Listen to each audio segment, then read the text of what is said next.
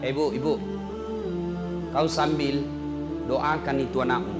Jangan selalu bilang begini, Ustaz, air penerang, supaya cerdas anakku Ustaz. Biar Ustaz siapa yang bacakan ini air untuk anakmu, kalau ibunya ndak sholat, susah itu sampai doa. Kepala batu kau. Maka ibu-ibu kalau mau anakmu baik, doa sebaik-baik untuk anak dari bibir ibunya. Saya doakan anakmu, saya tidak kenal, belum tentu saya ikhlas. Ayo, tapi doa dari ibu itulah yang paling ikhlas. Kenapa? Karena ibulah yang paling mencintai anaknya, karena ibulah yang paling menderita melahirkan anaknya. Suami nangis anaknya malam-malam, urus anakmu. Padahal sama-sama dibikin. Saya kalau lihat negara kita ini begini, banyak protes apalan sebagainya, sudah jam demo-demo deh, rusak-rusak saja orang. Gimana caranya? Perbaiki diri kita masing-masing, selesai.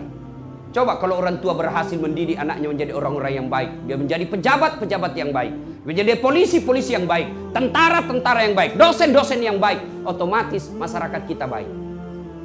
Cuma dari kecil kita ajarkan duit malu ki kalau anak tak tidak pakai handphone, malu ki kalau anak tak tidak pakai mobil, malu ki kalau anak tak pergi pengantin bajunya cakar, tidak malu ki kalau anak gadis tak dibawa malam jam 2 baru pulang. Begitu ditegur, nah bilang ini kan modern Mima, zaman tak dulu itu. Dan kita akui. Ini yang pertama. Ya, yang bisa menyelamatkan kita, yang bisa mengalirkan pahala-pahala adalah anak yang soleh dan soleha. Saya jelek Ustaz, karena kau membandingkan sama yang cakep. Saya tidak mau duduk dengan ini artis Satri Hijrah, hancur saya. Kalau saya dekat-dekat di sini, hancur saya, Pak. Bersyukurlah kepada Allah, dan salah satu cara bersyukurmu, kamu datang di tempat ini. Allah kasih kita begitu banyak nikmat, sehingga Rasulullah pernah sujud meneteskan air mata dalam sujudnya. Lalu Umar bertanya, ya Rasulullah, kenapa kau meneteskan air mata? Kata Nabi, karena saya tidak bisa membayar nikmat Allah dengan ibadah yang saya lakukan. Adakah yang bisa mengalahkan ibadahnya Nabi? Demi Allah, di kolong langit ini tidak ada orang yang hebat ibadahnya seperti Rasulullah Muhammad SAW. Tapi beliau masih sadar ibadah yang dilakukan tidak mampu membayar nikmat yang Allah berikan. Adik-adik beli handphone, begitu beli handphone ada apanya? Ada petunjuk penggunaannya, dan di situ ditulis warna merah. Baca buku pedoman penggunaan sebelum menggunakan handphone. Coba, itu ditunjuk, itu ditulis merah. Baca dulu ini buku, baru kau buka itu HP-mu. HP saja itu ada buku pedomannya. Apalagi kita sholat. Akhirnya jangan kau heran, 30 tahun kau sholat masih hobi kau makan uang haram. 30 tahun kau sholat masih suka kau bohong. 30 tahun kau sholat masih suka kau maksiat. Kenapa? Karena sholatmu belum seperti yang dihendaki Allah. Padahal Allah sudah jelaskan, inna sholata tanha anil fasya'i wal munkar. Ayat ini kita sudah hafal semua dari tak kecil. Sesungguhnya sholat itu mampu mencegah kalian dari perbuatan keji dan mungkar. Ternyata akhir-akhir ini makin banyak godaan setan. Bukan cuma selimut, bukan cuma tepung, bukan cuma paku. Ada model baru. Apa? Handphone. Orang sudah ceramah masih sibuk dia begini. Itu setan itu.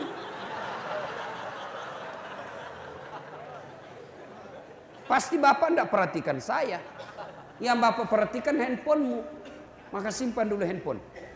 Simpan dulu. Kau ganggu juga orang. Itu setan itu, mengalihkan perhatian.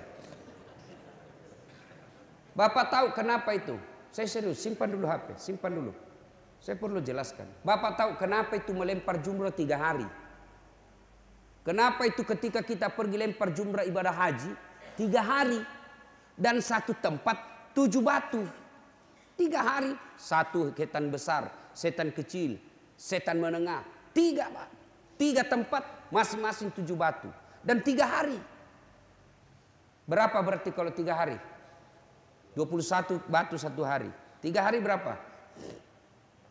63. Kenapa tidak waktu haji 63 langsung dilempar? Sak, 1, 2, pak. Kenapa tidak langsung habis? Itu pelajaran buat kita bahwa melawan setan itu perlu nafas panjang. Kau keluar dari rumahmu, setan sudah kau kalahkan. Tapi dia mundur, tidak. Nah, goda lagi kau. Apa cara godanya? Cepat. Tidak usah kau sholat sunnah. Sudah mau kamat. Oh, setan itu. Oke, Bapak sholat sunnah, apa setan mundur? Tidak. Tidak usah kau baca surat pendek, Al-Fatihah saja. Setan itu. Begitu kita selesai sholat, oke, baca surat pendek. Apa setan menyesal? Mundur? Tidak. Cepat kok, gerakan pasti cepat. Akhirnya sholatnya kayak kilat. Itu yang Al-Quran sindir. Ara'aital ladzi yukatsibu biddin. Tahu tidak kamu pendusta agama? Apa itu disebut pendusta agama? Sholatnya dusta, puasanya dusta, hajinya dusta. Siapa mereka? Mereka yang lalai dalam sholatnya.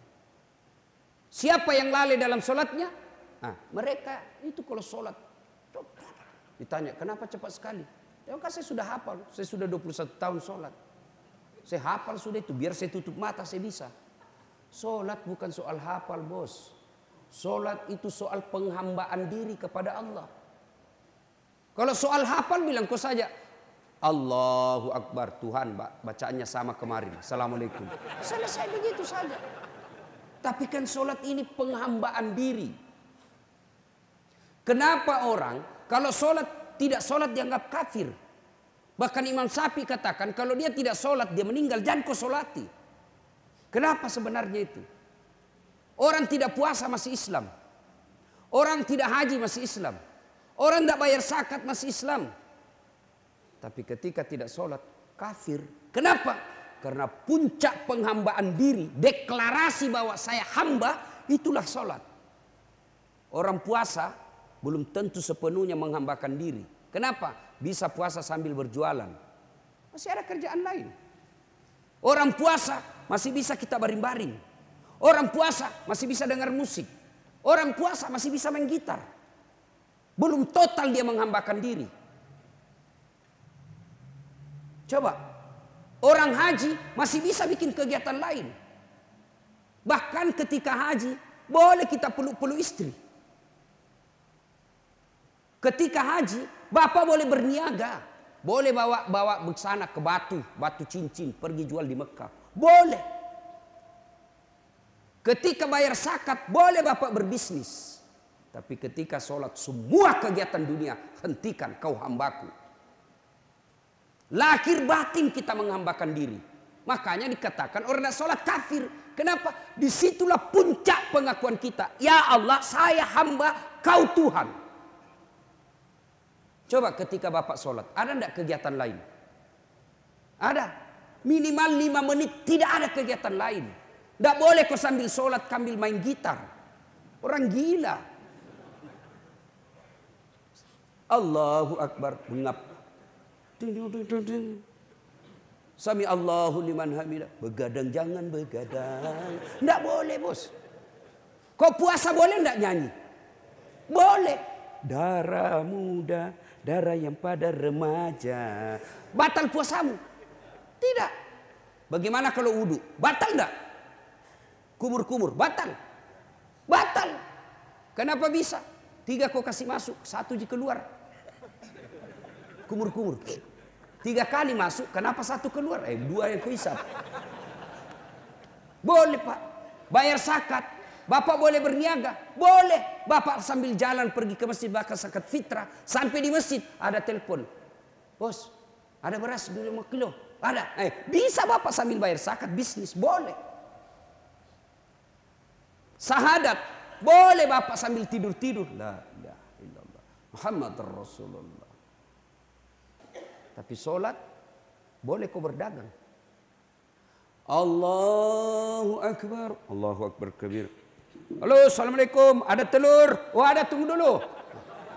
Boleh enggak bapak sholat sambil bisnis? Tidak boleh. Maka itulah puncak penghambaan manusia. Lahir batin. Lahirnya apa? bacaannya kita, badannya kita. Lahir batin kita menghamba kepada Allah. Apa anggota tubuh yang paling mulia? Dari kepala sampai kaki, apa anggota tubuh yang paling mulia, Pak?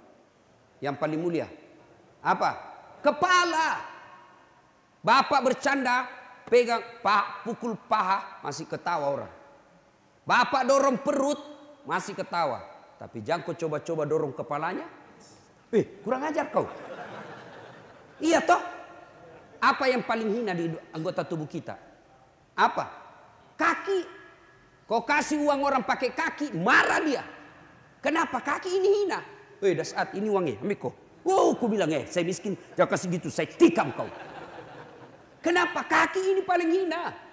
Tapi ketika Anda sholat, kepalamu yang mulia, rendahkan seperti kakimu yang hina.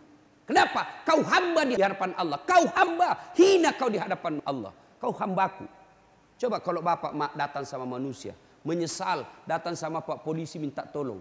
Bapak melanggar, minta supaya hukuman dikurangkan. Kita cium itu lututnya, Pak polisi maafkan saya, saya salah kesian. Pak, sampai kakinya dicium, maafkan saya Pak, jangan penjara istriku 3 Pak. Oh Tuhan. Kepalamu yang mulia, rendahkan seperti kakimu. Karena kau berhadapan dengan Allah. Itu secara fisik. Ikrar kita juga bacaan kita. Kita apa yang kita baca? Inna salati wa nusuki wa mahyaya wa mamati lillahi rabbil alamin.